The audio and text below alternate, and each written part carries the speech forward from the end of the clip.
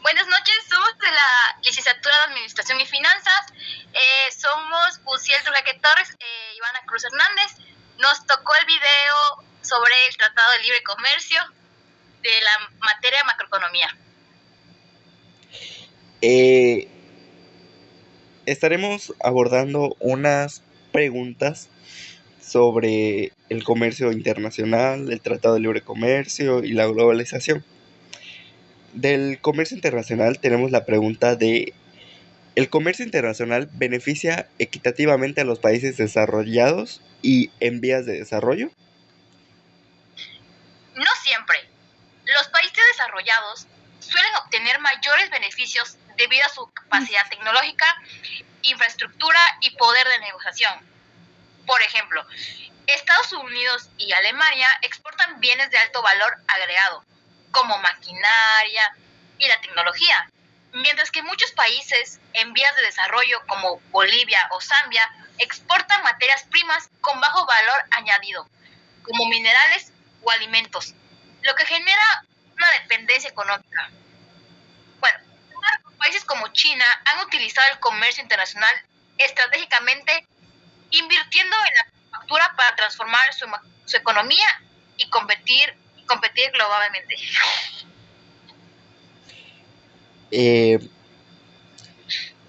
¿Qué efectos tiene la apertura comercial en la desigualdad económica dentro de un país? La apertura comercial puede aumentar la desigualdad, ya que beneficia más a las industrias competitivas y a los trabajadores cualificados. En México, pues por ejemplo, el Tratado de Libre Comercio de América del Norte impulsó sectores como el automotriz, pero afectó negativamente a los agricultores que no podían competir con los subsidios agrícolas estadounidenses. Esto desplazó a millones de trabajadores rurales, ampliando las disparidades económicas.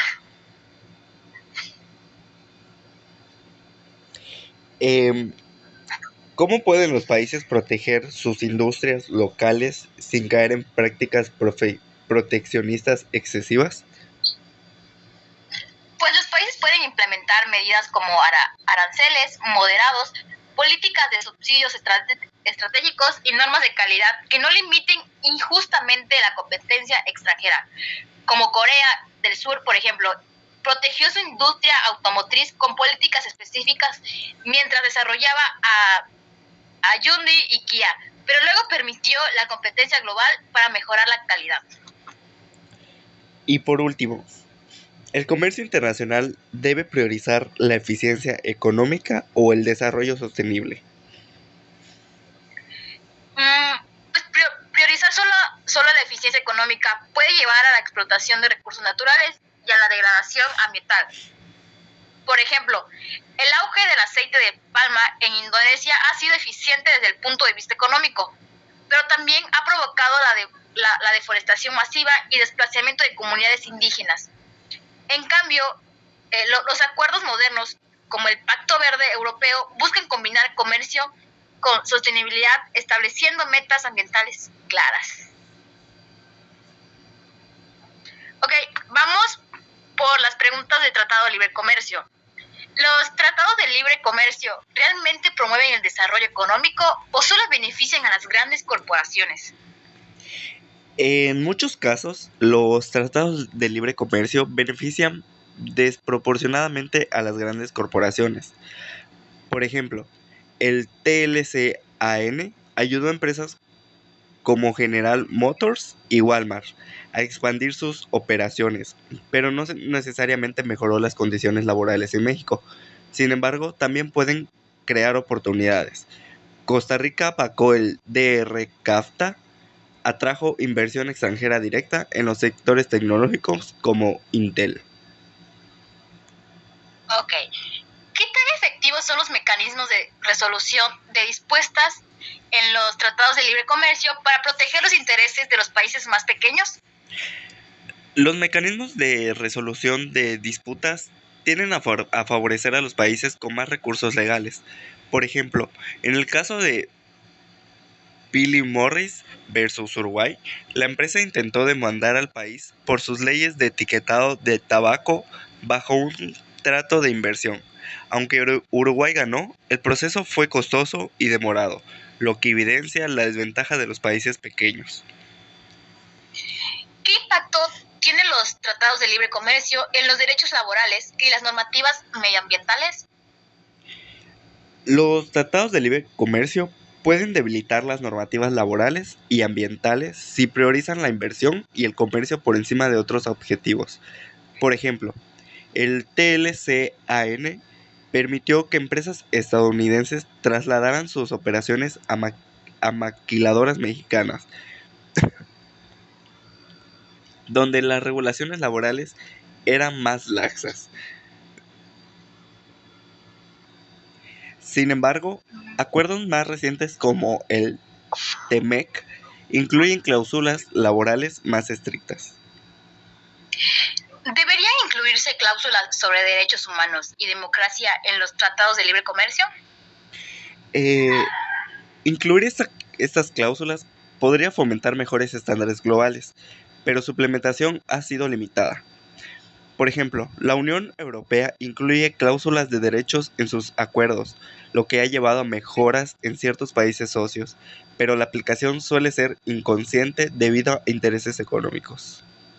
Ok, y vamos con las preguntas de la globalización. La globalización ha fomentado una mayor independencia económica a una mayor dependencia de los países menos desarrollados hacia los desarrolladores. La globalización fomenta tanto la interdependencia como la dependencia. Países como Bangladesh dependen de las exportaciones de textiles a Estados Unidos y Europa, mientras que los países desarrollados dependen de mano de obra barata para mantener sus costos bajos. Sin embargo, países como Vietnam están diversificando sus economías para reducir su dependencia, atrayendo inversión en tecnología y manufactura avanzada. ¿Cómo afecta la globalización cultural a la identidad y soberanía de las naciones? La globalización cultural puede diluir tradiciones locales. Por ejemplo, en muchos países las cadenas de comida rápida como McDonald's y Starbucks han desplazado prácticas culinarias locales. Sin embargo, también han promovido la difusión cultural.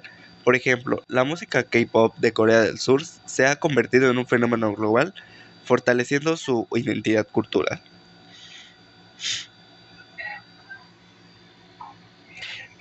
La pregunta número 3 de globalización. ¿Es posible un modelo de globalización que priorice la justicia social y ambiental? Es muy posible, pero requiere voluntad política global. Por ejemplo, iniciativas como el comercio justo, como Fair Trade, buscan garantizar precios justos para los productores y condiciones laborales éticas. Sin embargo, para que este modelo sea masivo, necesita la cooperación de gobiernos, empresas y consumidores. Y la última pregunta es, ¿qué papel juegan las corporaciones multinacionales en la dinámica de la globalización y el comercio internacional? Las multinacionales como Apple o Amazon son actores principales de la globalización, creando cadenas de suministros globales, aunque generan empleo. También enfrentan críticas por prácticas como explotación laboral en países como China o Bangladesh. Empresas como Patagonia, en contraste, han adoptado prácticas éticas y sostenibles, demostrando que es posible un impacto positivo en el comercio global. Y aquí son las fuentes bibliográficas sobre nuestras preguntas. Pues de nuestra parte ha sido todo. Estas son las preguntas que se nos hizo más importantes responder acerca del Tratado de Libre Comercio, tanto en México como en los países de todo el mundo. ¿Gustarías agregar algo más? No, sería todo. Bueno, gracias.